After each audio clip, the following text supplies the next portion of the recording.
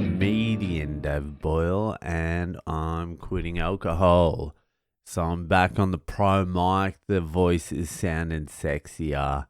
I sound a little less nasally, and it's just good to be back in the master chair. I've got no work tomorrow. There's an RDO, rostered day off. Thank you, union. So that's 2 days in a row, and I tell you what, I fucking needed it, because today I could not fucking do anything. Just drained, exhausted, end of the tether. The house has been full all week as well. It's actually been nice having these Indians over. It's actually an old housemate of mine. Well, mine and my wife's. When we first moved from Sydney, we moved down to Melbourne. And we got a cheap 2-bedroom place in Hawthorne, like real cheap. I think it was like $325 a week. And we're like, we'll just rent out the spare room. So we put it up. I think we fucking put it up for $175 or something. We ended up paying no rent. It was like $125 between us per week. But this Indian guy we got him in like a week before we had to leave to go get married. We're like, yeah, don't worry, we're just going on a little holiday. You move in, just give us some rent up front and it'll all be sweet. We didn't tell him we were going away to get married because we didn't want him to come in. We didn't know the cunt.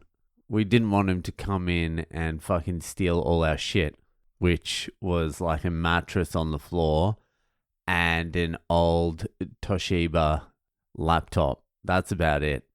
I don't know what we were worried about, but we ended up leaving him in the house for like 6 weeks by himself after knowing him for about 2.5 days. And then he stayed with us for like 2 years. He was actually a pretty good housemate, except his laugh was a little bit too loud. I had to... I was like, all right, dude, can you just stop laughing so fucking loud? It was an extremely loud laugh. And I'm a comedian. I like a good laugh, but it was just too loud. It was like super high pitched, and he would laugh at everything as well. So it was just like this loud cackling sound all the time.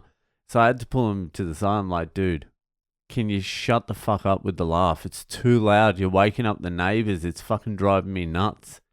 And then forever after that, it was like when you tell someone to shut their fucking mouth when they're eating. And then you get them all nervous and shit, and then they're always looking at you and eating because you're always giving them like side eyes, like fucking I can hear you chewing. That's what he was like with laughing. He would throw out a high pitcher and I would give him side eyes, and then he would like lower it down. He'd be like, ha ha ha. Oh. Fucking Tinker. Anyway, he's the cunt who was staying with us this week. He's got a fucking wife and kid now. We've got 2, and life's very different from those days. That was a good little period, actually. Just moved down to Melbourne for the first time in like 10 years. We were broke. My wife was working. What was I doing when I first got down there? I didn't work for the good first part of that. The move back to Melbourne, I was like taking care of business in the apartment. What was I doing, and how was I getting away with that? I think I was claiming I had a comedy career, or I really wanted to focus on it. Anyway, I was on the dole.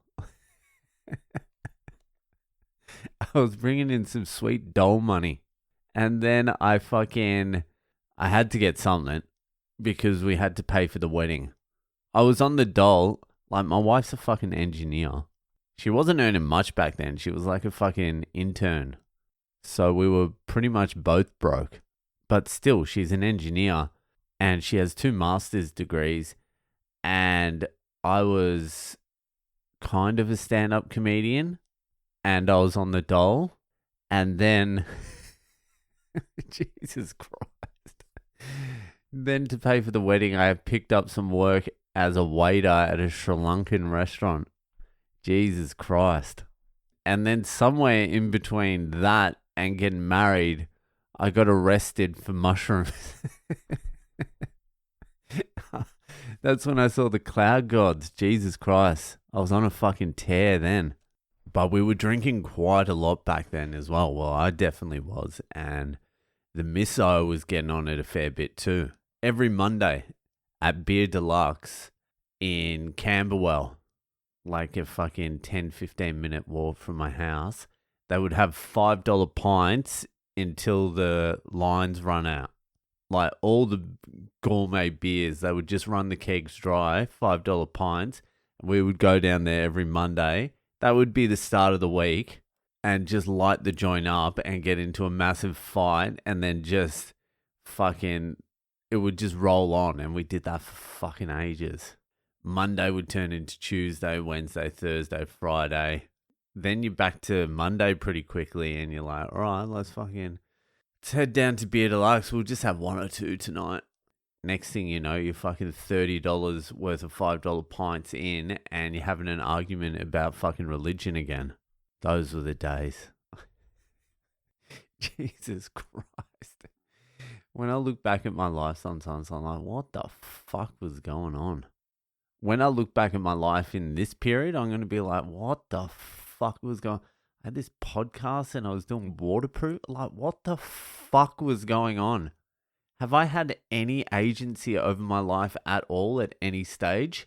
Am I just a passenger on this fucking horror show? Anyway, it was good having them around.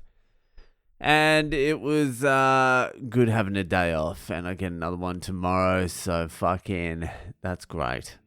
Anyway, that'll fucking do it for tonight. And I'll see ya the fuck later.